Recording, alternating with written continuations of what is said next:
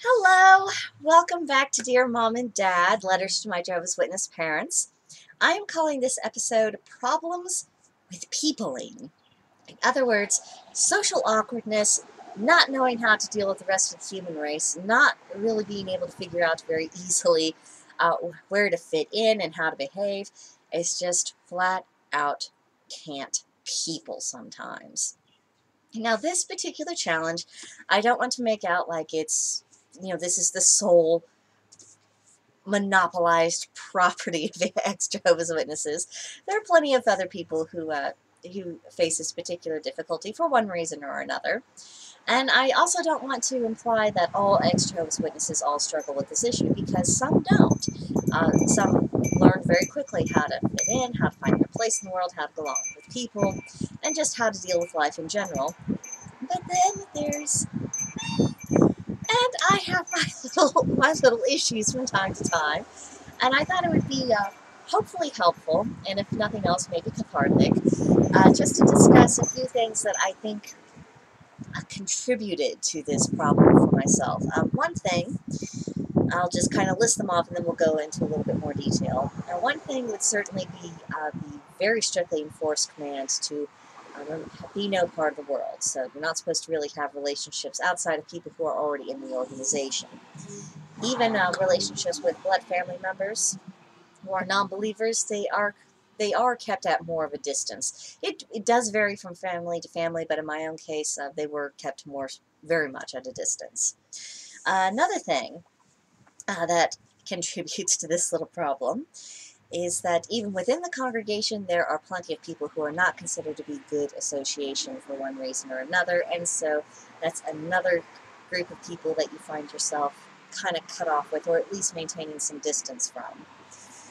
Third thing that I think is really relates to my own personal experience is that if you grew up in a congregation that is at war with itself, and it's divided up between your mother's relatives, including you, in one great big glob of a group versus a couple of other major families, and they're just always at odds. Sometimes more cordial, sometimes not cordial at all, but when you grow up with that, it makes it very difficult to learn how to get along with people you don't agree with.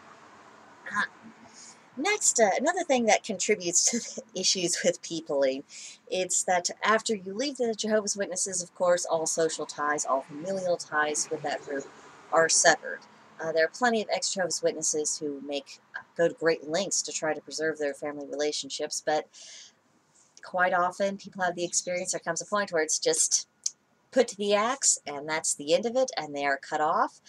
And when you are cut off from people who are literally your own flesh and blood, who in any other sense of any other part of society, that just wouldn't happen, not over, simply leaving one religion or another.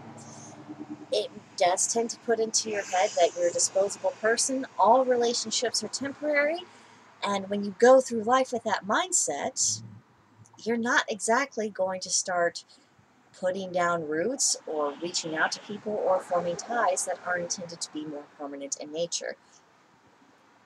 Huge problem. Huge problem.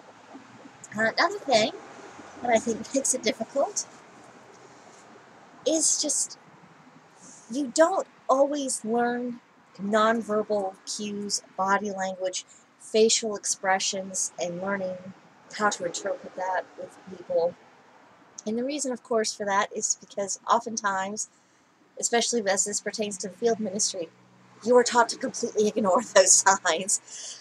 We'll get into it a little bit later, but I remember whole meeting parts that were devoted to overcoming objections at the door, and otherwise, someone is trying to politely send you on their way. They've offered an excuse for why they don't want the literature or aren't really interested in the Jehovah's Witness religion, and you're supposed to overcome that objection and ignore what they're saying and try to basically force your foot in the door, metaphorically. So there's that. So now, we have all these areas in life in which we're taught to do the wrong thing at the wrong time, but more often than not, we have this consistent theme of you form the habit of maintaining distance between yourself and people. Now, I got out of the Jehovah's Witnesses. I finally, fully, completely left out when I was 31. I had 31 years of having a lot of practice of keeping plenty of space between other people and myself. So imagine deprogramming and getting all of that stuff out of my head and learning how to reconnect with the rest of the world. It really is going through childhood and adolescence and young adulthood all at the same time and all at the wrong phase of life. But more on that later. And then the last thing that makes it difficult about people, it's about trying to learn, and this is related to the whole keeping distance thing. It's about learning how to maintain a balance at the seesaw between being oblivious to people and being overly tuned into people. You know, because if you're oblivious, you're just kind of going through life and you're not paying any attention. And, you know, you can hurt people, you know, at the very least you can hurt their feelings, you know, and I'm not talking about people who go out of their way to be offended about something. I'm talking about how you really did hurt someone and you didn't mean to, it just because you were not socialized properly, you just kind of stumbled into it, and trying to fix that later, it becomes a mess. And then you have the other extreme of being so tuned into people and just assuming that everything you do is wrong and everything's bad and everything's your fault. You know, it's just, it's no good. You got to find a point where you're at that comfortable to where you're aware of other people in the world. You know, you can be cordial, polite, you can form affectionate bonds with them, but at the same time you retain enough independence to where if you say, you know, because of, you know, X, Y, or Z, and when I think I need to take a stand on this, and, you know, but I hope that, you know, I can still maintain these other relationships. There does come that point, and just trying to keep that balanced and okay, it can feel like a full-time job. I already have a full-time job, plus a YouTube channel, plus a ton of other stuff going on in my life, so it can be really, really exhausting, and it shouldn't be. If I had had a more normal upbringing, it probably would not have been quite like this, but it was. Now, there are some other non-Jehovah's Witness things that I think have contributed to being a little bit more introverted and a little more people unaware. I love my father. You know, he's a very quiet person. You know, he enjoys his own company. He has his things that he likes to do. And in a lot of ways, he doesn't need a whole lot of outside companionship because, you know, he's got his world inside of his head. Now, my mother does tend to be more outgoing, so in this respect, they actually do. Between the two of them, there's one balanced human being. But, you know, because of that, I think because he was a little bit more, oh, we have to go out, I have to put on my shoes, I have to talk to people, I don't think she was able to get out as much and associate with people as much as what she might have preferred to if he had been, you know, a little less difficult on that issue. And he, in turn, I think he also, you know, there were plenty of times when he was around people and spending one of his few free evenings when he would have rather just have been, you know, sitting on the sofa watching his Star Trek and would have been, you know, far more content. So you have this kind of push-pull that was in my household to begin with. And it was just, I don't think that aspect of it had anything to do with witnesses. I think it was just my parents' personalities. And I think you could pretty much see that dynamic anytime you have a marriage between someone who's more introverted and someone who is more extroverted. They're just, this is what's going to happen with them. So, you know, bear that in mind because, you know, I try not to blame my Jehovah's Witness background for more than what it's actually responsible for. And I try not to blame my parents for anything they're not responsible for, or for anything that isn't actually inherently detrimental. That's just strictly a matter of personal personality. And I also don't try to let myself off the hook by saying, you know, I mean, yeah, there's this atmosphere, and you grew up in this environment, but, you know, you're a grown woman, so you should be able to get a handle on these things. So I don't want to come across as too harsh or or being too petty or too sensitive about these things. So on that, you know, completely convoluted understanding, let's get into it. The first issue having to do with being no part of the world. Now, I think it's getting more well known about how Jehovah's Witnesses are a more insular group. It is very much keep it all within the congregation, keep your relationships there, keep your marriages there, keep your children there. Just everything needs to be centered around that, that center of gravity. That is the center of gravity, and that's just how it is supposed to be within that organization. So that means that, you don't just really invite your neighbors over for to have a barbecue or something. When you're at school and you're friendly with someone and you might get to know them a little bit, you're not going to be going over to their house for a sleepover. If anything, you are expected to preach to those people, just as your parents would be expected to preach to the neighbors if the opportunity arose. You're not joining clubs or doing sports or getting involved with organizations. You are definitely not voting. You are not connecting with the wider culture that is surrounding you, and you're being told that's actually the Christian godly thing to do. You're supposed to be remaining neutral, and is there anything more annoying than someone who is being deliberately neutral, especially when there's something going on in the community to where, if people are, if not fired up, at least it is a matter of great concern, and people have views about, I think we should do this, I think we should do that, maybe it would be better to do this. And then you have someone who's like, well, I'm going to rely on God's kingdom to solve all my problems. So if we just wait till after Armageddon, all these difficulties we face today, they won't even be here anymore. That's the face that Jehovah's Witnesses give to their neighbors in their community, basically. But how, it's not my problem. It's none of my business. I'm supposed to be neutral. I can't be any part of the world. God wants me to keep out of this. Apparently their God doesn't mind them going up to you and knocking on your door of a Saturday morning when perhaps you're not even out of your bathrobe and you just want to drink your coffee in peace. Their God isn't worried about them, interfering with people's lives in that way. But anything, broader, overarching political or social issues of the day, the witnesses are not supposed to be involved in.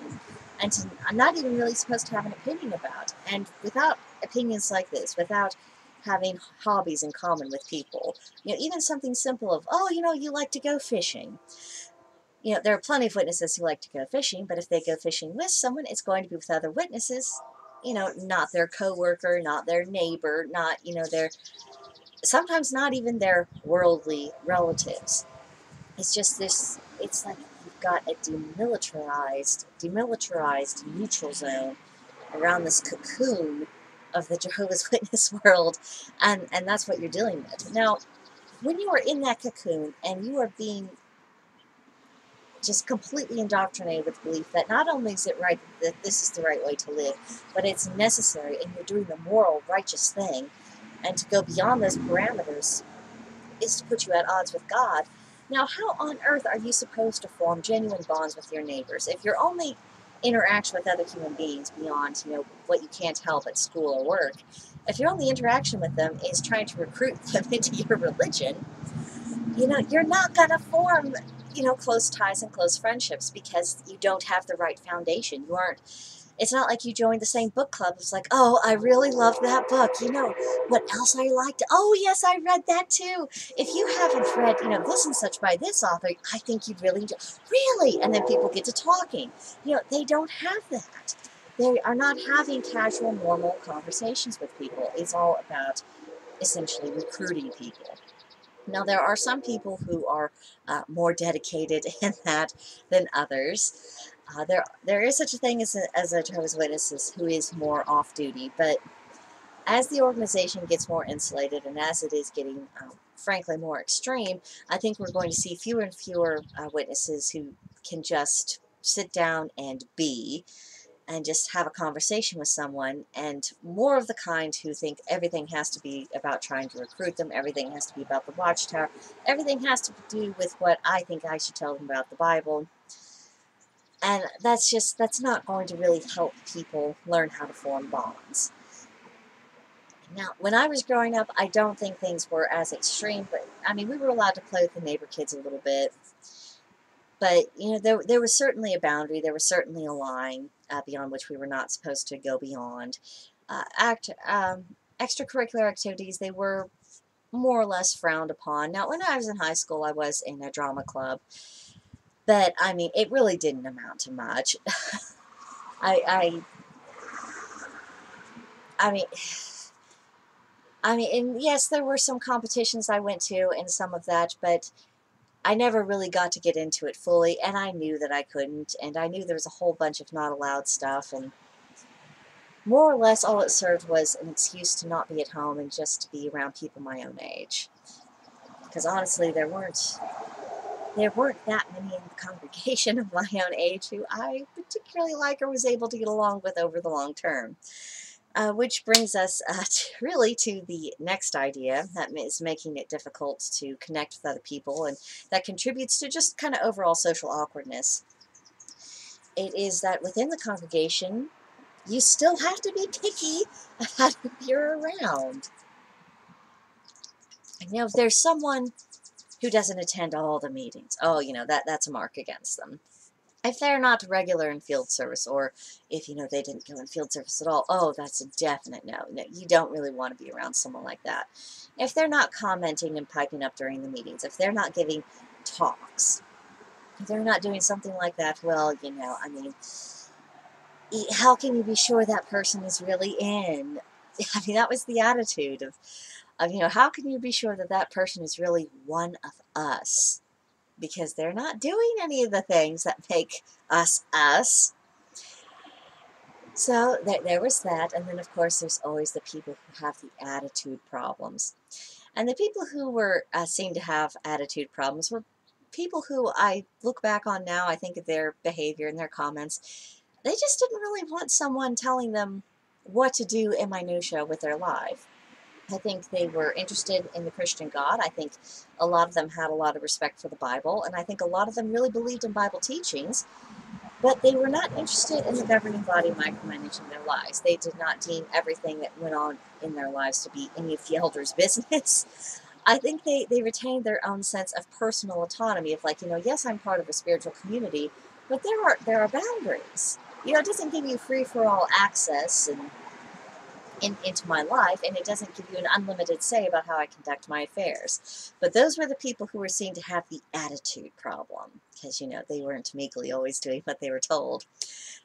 As I grew up, especially as I was getting closer and closer to waking up completely and getting out, I became more and more like those people of, yes, I'm here to pray. I'll sing the songs. I'll look up the scriptures with you. Why are you telling me what to do with my life? That's between me and between deity. And no one else really has anything else to say about that. So I became that association before I left. Kind of proud of that. But you see, it's another layer.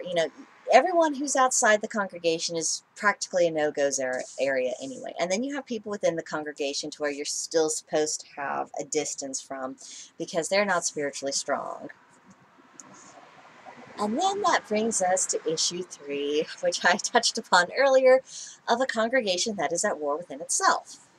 Now, the congregation I grew up in, it was founded in part by my mother's relatives, both her parents, their parents. So, yes, my great-grandparents, they were the ones who got the message and they started coming in. And they were, that would have been 20s or 30s. So I don't think they would have been called Jehovah's Witnesses by then. I think they still would have been Bible students. So, this is really back in the day. And added on to that, her side of the family, they started immigrating to the United States, I think, in the 1880s. A lot of them came from Prussia, Germany. So think kind of Black Forest, just, farming community, that sort of thing. They came over to the States, so by the 20s, that would have been second, third generation of people who were of the family that had been here. Then, since this most likely would have been in the 20s, I think. So, World War I has happened, and of course, who was one of the chief enemies of the United States during World War I? It was Germany. And then you fast forward to the 40s, and who was one of the big baddies in the 40s? And of course, it was the nation of Germany under the Nazi Party. So you have this family of relatively recent immigrants who just so happened to have ethnic extractions from an area of the world that was quite at odds with this country twice. twice within, let's see, 1914 to, just a 40-year period, twice.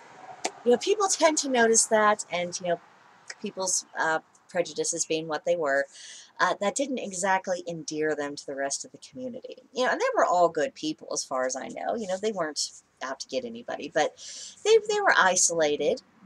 And so really, this religion informed the community there with the other people who were involved in it, because it wasn't just their family. But the other people involved, that was their community, that was their spiritual family, this was their focus, this was something that gave them strength. Especially when they were dealing with prejudices of, you came from the wrong kind of folks during the wars. So you have that background. Now add on to the fact, fast forward to, at least when my mother and my aunt were, this is, on mom's side, obviously, but at least when they were children, if not teenagers. By that period of time, the remaining family members who had remained in the religion and who had remained in the general geographical area, they had been the backbone of the congregation for, the better part of 50 years. It had been a while.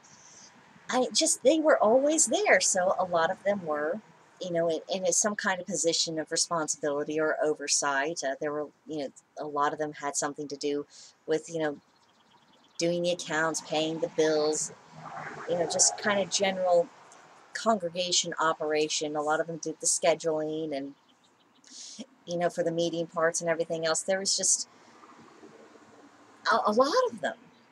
Well, there were a couple of families who, for whatever reason, resented this. They called it a monopoly. They thought they had, mom's family had entirely too much power and control. And this all happened way before I was born. This happened before my parents were married. So we are going back into the midst of time. So I don't know what originally sparked the resentment. Maybe my mom's family were just deemed to be the best qualified, because, a lot of these people, these are organized people. They keep their lives together.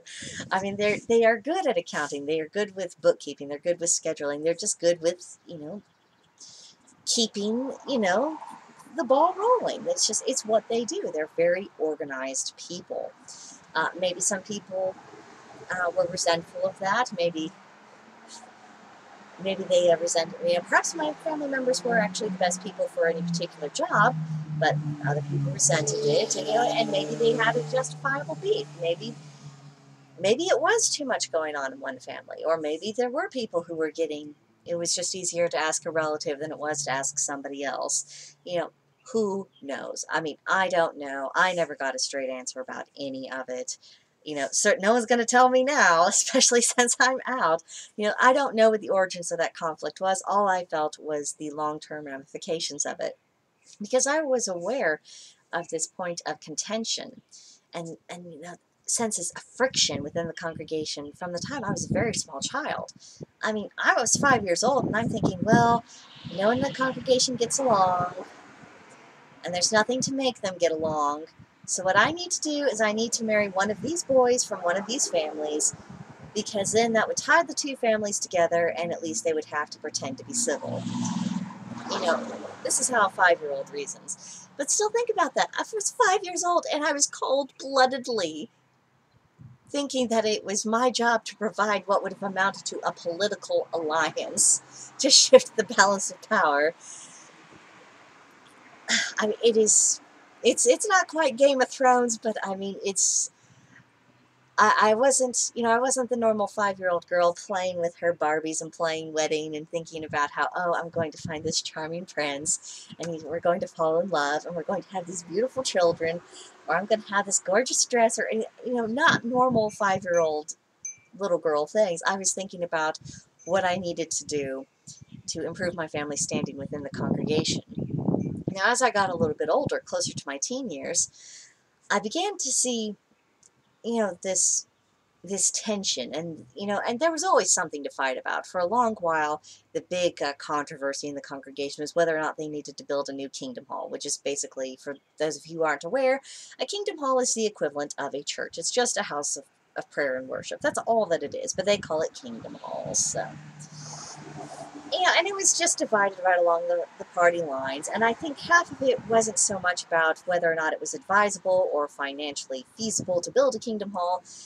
Part of it was, I think, it's just people being at odds, and this was just a topic that they happened to be able to fight about, and that's all that it was. And the hostility that I saw towards my mother's side of the family, it really started to amaze me because, my grandfather, his two brothers who stayed in the organization, none of them had sons. So it wasn't like there was a straight line of succession, or at least of an ideological succession, going down the bloodline to threaten these other families. It wasn't like there was going to be this constant power struggle. I mean, essentially, to put it in Game of Thrones terms, I mean, the house was extinct. The only reason why there were still any descendants is because men from other places had married into the family. But they weren't by any means carbon copies of my grandfather and his brothers. They were very different people from them. They were very different people from each other. They were unique individuals. They had their own ideas. Now, my father and my uncle, they were both elders after a time. But my mother's cousin's husbands, one of them, I think they've both been ministerial servants. But I don't think either one of them ever became an elder, or at least neither of them did by the time I had left. And, yes, my father had a son, and my mom's cousin's husbands, one had one son, and one ended up having two sons before it was all, said and done. But, I mean, still, we're outside the direct line of succession, and, because there were all these different viewpoints within the family itself, and we weren't exactly a tight-knit clan, especially as time went on. The fact of the matter is that all these people who were so worried about my mom's family having this excessive amount of control and say-so about what went on in the congregation were completely out of their minds. They had no power. They were old men. They were harmless. They had, the only thing that they had, as a weapon to fight with was their minds and their knowledge and their experience. And they were, by and large, pretty gentle people. My grandfather was a very gentle man. I don't know how he ever ended up producing someone as feisty as me as a granddaughter. I think I got that from Grandmama. Different topic. Moving on. But, and one of his brothers, he was ornery, but mostly his orneriness was confined to annoying his wife, and it was, that was just pure sport to them. I mean, they both gave as good as they got. I mean, it was just, they bickered. It was entertaining to watch. It was just their relationship, but I mean, he was not a controlling person. He was not someone who was going around laying down the law on anybody. He was just kind of doing what he thought was right and otherwise minding his business. My grandfather's other brother, who didn't have children, he was much the same way. I mean, these were not, I think they were conscious of the history, and whatever it was, it made them more inclined to give in, to acquiesce, to kind of let the other side pretty much do what they wanted. Well, and of course that wasn't enough. I mean, is it ever? When you have conflicts of this kind between groups of people, there comes a point where it doesn't matter what you say or what you do or how agreeable you are. There are some people who are just convinced that you are the enemy for whatever reason, and there's nothing you can do to change their minds. So that was the conclusion I came to by the time I was a teenager. And by the time I was a teenager, believe you me, I did not see these men as fatherly figures. I did not see them as authority figures. They were just men. I really didn't have much respect for my elders in general. And why would I? Because my entire life, all I saw was the adults around me fighting and bickering and having falling outs over stuff that happened largely before I was ever born. Some things might have added fuel to the fire over the years, but I mean, it was just a continuance of a controversy. It wasn't a brand new one. It was just the same old dribble. And because of that, I didn't learn how to get along with people I disagree with. I didn't learn how to really have good conversations with them. I didn't learn how to coexist with them very well because essentially they were the enemy and I was the enemy of them. Now, it did not help that, contrary little me, that I was full of my own opinions. And this was most certainly noticed. And I remember saying to someone sometime of, yes, I agree with my relatives about X, Y, or Z, but my reasons for why I agree about it are different. And if those reasons were satisfied, then my opinion about X, Y, or Z would change. And then, of course, in the consternation of my relatives, I'm going to say, well, so-and-so had a point. And this was not because I was a peacemaker. Do not misunderstand. I was not, and I really don't excel at that now. It's not my nature. I'm just being honest. But it was just because I wanted to be known for knowing my own mind. I wanted to be the person that you couldn't just say, oh, she thinks this because she came from that family. I mean, if like my opinions or don't like them, I mean, at least acknowledge that they're mine and that I'm not just a copy and paste of previous generations. So I think that fueled a lot of internal rebellion, right at an age where, certain rebelliousness and going against what you've been taught is kind of natural to experience anyway. So I had that going on. Now, thankfully, in the midst of all this, the young men on the other side, they never took an interest in me. So, that whole political marriage idea thing, never came to pass. Thank goodness. Would have been a terrible thing. Oh, thank goodness for their foresight, because I was not wise enough to see that at that time. So, the blessings of unanswered prayers.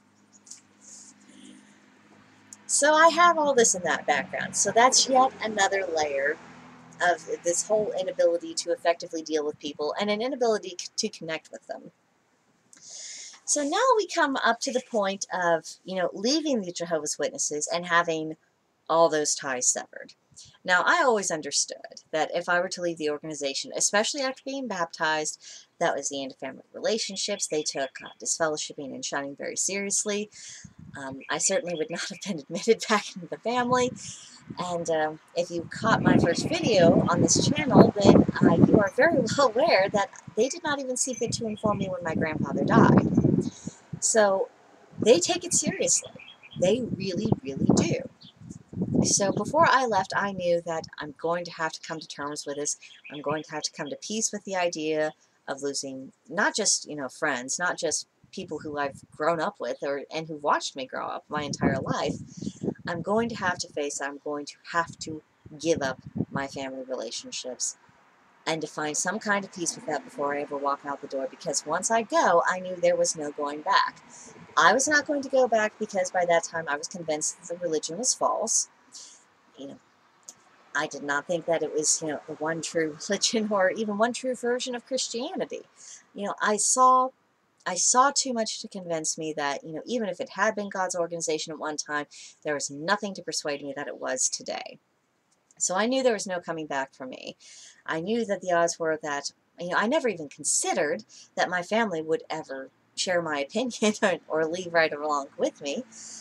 Never entered my mind. I knew I was going to have to deal with giving it all up. So there's two things going on with this. One, it's the knowledge from childhood that there comes a point when you become disposable to your family. If you are not falling in line with their religion, you become disposable. And then on the flip side of knowing of, I can't be part of this anymore, I don't want to be part of this anymore, and knowing now I have to make other people disposable to me. And when you go through life knowing that relationships can be very temporary, knowing that relationships are extremely conditional on certain things, and it has nothing to do with actual moral virtue. It has to do with, following a particular doctrine without fail, and always living within that very confining stricture. Knowing that it all relies on that, it messes with me. I mean, it messed with my head so bad. And it has really been at the root of a lot of difficulties I've had with forming friendships and with forming romantic relationships, and just, even getting along with people at work It's just because I have this internal sense of I am disposable. And that's very hard to overcome. Now, thankfully, my boyfriend, bless him, he has done a lot to untangle that particular issue within me. He's very patient. He had some familiarity with Jehovah's Witnesses before we started dating, and after I discovered ExJW activism and all this other stuff about the Jehovah's Witness world, I think he began to see a lot more puzzle pieces fit together. Oh, okay, these things that I couldn't really find a context for, now it all makes sense because of this whole larger picture. So he's had quite an education. I've had quite an education, I do struggle with friendships. I do, because I was never taught how to be a friend, and so I'm having to learn. But thankfully, my friends and the people who I consider dear to me, they are fully aware that I've got this baggage inside my head, and that it has my thinking all kinds of tangled up, and they've watched me, try to untie the knots and unravel. They are patient with me. They know that what I'm going through is something that is very much the result of my experiences, and that I am doing the best I can with the emotional IQ that I have, and that all I can do is try to continue to grow and develop and change. So I've been very fortunate in that, and having people around me in the here and now who are helping me get rid of this idea that I'm disposable, or that I have to let other people be disposable to me. So it's a process. It's a process to learn how to put those roots down. Worthwhile process, but it is definitely, it can be very hard work. Because again, this is stuff I should have learned in childhood, and I didn't. Now, another thing that contributes to my particular problems, it's about learning how to properly respond to, body language and tone of voice, facial expressions, nonverbal cues of all kinds, because as I mentioned earlier, when you're being trained in the field ministry, as I certainly was, from as long as I can remember, I can't remember a time in my childhood when I wasn't going to the doors, at least with my parents, and I was presenting, the Watchtower and the Awake to people at a pretty young age. I think 8. Actually, I think I was going to doors by myself when I was 8. Yeah, this was... Oh, that's something that the Jehovah's Witnesses never broke me up. I never liked working with someone else at the door. I never knew they were going to jump in and try to hog in on the conversation. If I was going to have a biblical conversation with someone, I at least wanted to have, some control over what was going on, rather than worried about, whoever I had with me jumping in and mixing things up. But that's a topic for another video in and of itself. But I was taught to present in the magazines. I was taught to be a bookseller, especially. As much as the witnesses try to argue that they're not peddlers and they're not selling anything and blah, blah, blah, the fact of the matter is you are trying to get people to take a product from you. Bottom line. Even in the United States, it's all donation supported, so the person at the door doesn't have to fork over any cash, but over time they are certainly trained and to think that, maybe they should, and they are encouraged to do so, and they're made aware of the ways in which they can do so. And the big part of this is learning to just kind of ignore what they're telling you right when they come to the door. I used to be very good at placing magazines, but I was very bad at going back and making return visits. And someone asked, oh, well, I know last week you placed magazines with that lady right over there. Why don't you go call on her? And I said, well, because I think she was just taking them to be polite. She wasn't wanting to hurt my feelings. She was just being nice to me. I don't want to go back and continue to take up more of her time when, she's really not interested. I mean, I knew enough to do that, but it was never enough until I decided to get out of the religion, to where that knowledge of, the person really isn't interested in what I'm trying to do.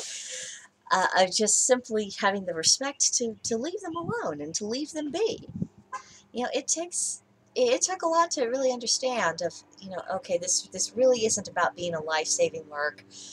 When Jesus commanded his disciples to preach, this isn't necessarily what he had in mind. And, and that was a very interesting part of my life, is because once I backed away from the active field ministry, I did find myself having more conversations with people in general. For instance, where I lived at the time, there was a little park nearby and had a walking track. And it wasn't unusual for me to walk from the house where I was living at, to the track. And you pass the same houses, same people after a while. Eventually you start talking to them. And I got really well acquainted with this one gentleman. And he and I had so many wonderful Bible discussions. And I know that might seem strange because anyone who watches my videos knows that, I'm no longer consider myself Christian. But, I really enjoyed the biblical discussions I had with this man.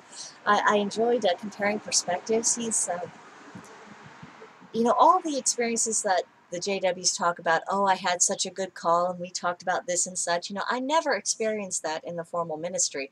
But the moment I let that go, the moment I was just, talking to someone, because this particular gentleman, he had recently started attending church, and Christianity had actually had a marvelous effect on his life. I mean, he found his true spiritual home, and more power to him. I'm glad for him.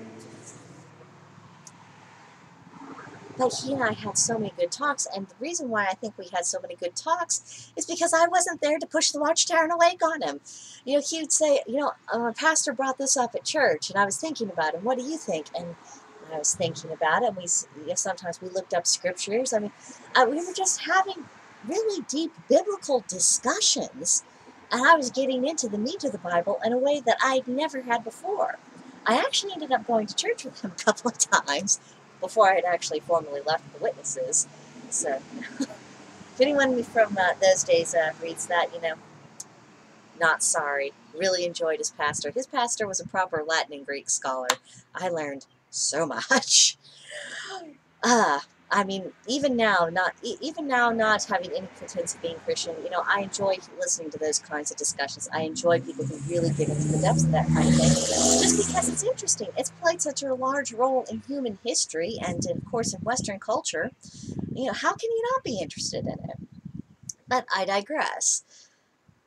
So, we have this other layer of, being trained to ignore all these nonverbal cues of trying to get people to talk to you about things that they're not particularly interested in, and having to walk all that back. Because once you start learning how to ignore people when you're essentially in a selling situation, it becomes easy to delve into those same more manipulative mode when you're dealing with people in other aspects of life. And I'm talking about within friendships, within family, within romantic relationships, just whatever. It's easy to be in a more manipulative place because that's what you were taught to do your entire life. And so stepping back from that and saying, okay, if I do that, that would actually be really manipulative, and I shouldn't be doing that just because it's not a nice thing to do.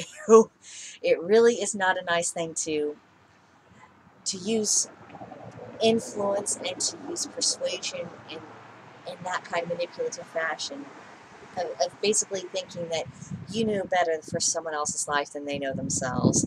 It's a horrendous impertinence, and what a presumptuous thing to be doing. So it is a constant process to walk that back and to try not to be that kind of manipulative person, because it's so easy to do, because it's a well-ingrained pattern. But it is possible. It's possible to be less of that.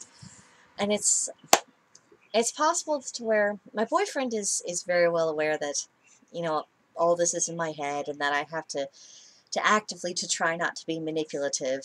And so now when I find myself sliding into that mode, I get an evil little look on my face, and I give him my Bambi eyes, and essentially I'm telling him, I'm being really manipulative right now, but I'm trying to be so obvious about it that you don't actually feel manipulated, because, I'm fighting against my own internal training. And it's good for a laugh. It's good for comedy. And it also helps me get detached from that kind of outright manipulation. It's one thing to have a logical argument and to make a persuasive logical argument, but manipulation is a darker, corrupted form of that. And so learning to get into a healthier place with making one's point is, it's part of the evolution that I've had as an ExJW's witness. So, because of you because I don't even know how to behave sometimes, or because I have an idealized version of how I think I should behave, and then I have all this junk that I'm deprogramming from that, still tries to exert its influence to make me behave in an entirely different way. It's really, really hard to go ahead and form relationships with people and to successfully deal with them, even in more casual ways, just because I don't know how to go from having the distance like this to having, the distance like this, to where it's just, they have their space, you have your space, and then in between you have this exchange of ideas and experiences and everything else. You have a true exchange. It's hard to do that because there are days when, I hate to admit this because I don't try to act this way, there are days when I have a lot of uncertainty, or there are days, I'll go into a crowded store. This happened a couple of weeks ago at Walmart, actually. And it was Sunday afternoon. It was flooded with people. And I looked at my boyfriend and I said, I cannot people today. I cannot deal with this many people. It is wigging me out. And no one had done anything to me. And it hadn't been a bad day or anything like that. I wasn't in a bad mood. There was nothing else going on. It was just woof, people. And just, I can't. I just can't. I've never been very good with large groups of people. And in fact, during one of the last district conventions I attended, I actually ended up taking some valerian root to try to calm my nerves. Worked a little too well. Won't be taking valerian root ever again. But I mean, it just shows you that there comes a point where you can't deal with other people at all, even if nothing bad is happening. It's just overwhelming in and of itself. And the reason why it's overwhelming is, of course, because of this uncertainty and just having too many people in your space, of having to be aware of too many things. It's exhausting. I tend to shut down, and so this is one of the side effects of dealing with that whole Jehovah's Witness world.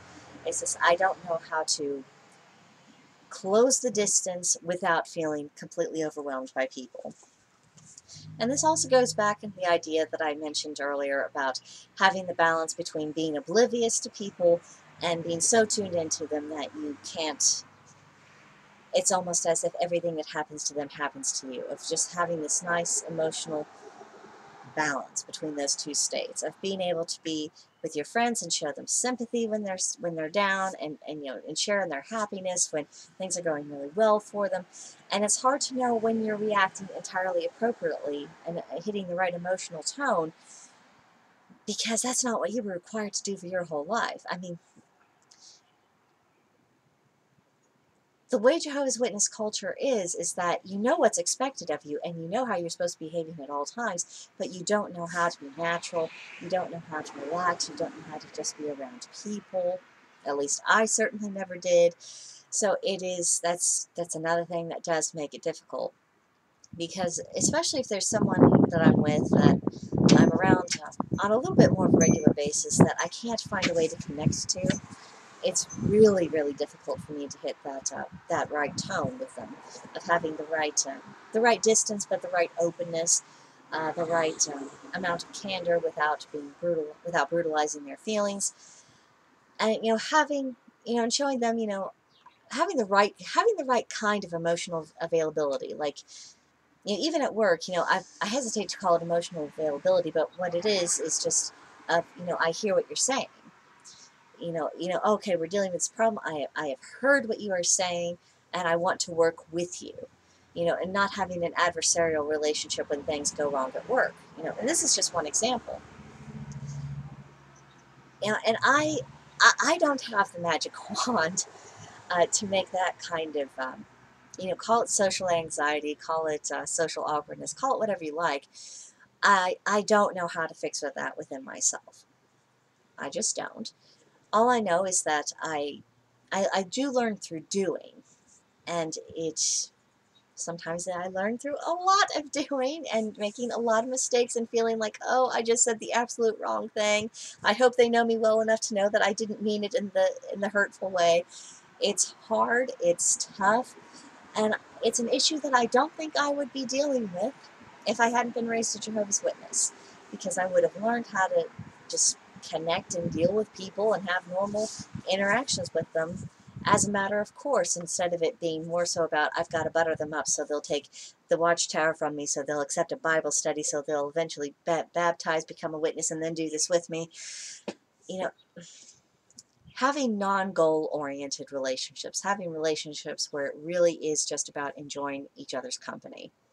That has been the biggest change and one of the biggest challenges since leaving.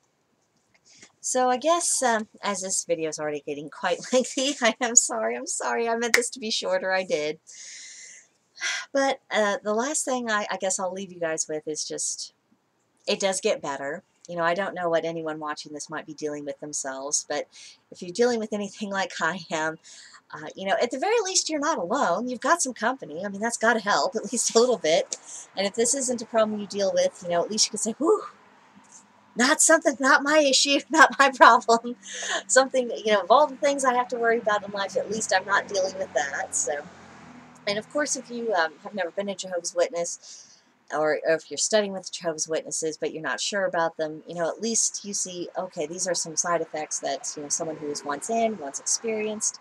And, you know, it does get better. I do think it is in some ways getting easier. I'm starting to have a little bit more of a people, how to people vocabulary and range of behavior that's a little bit more socially acceptable.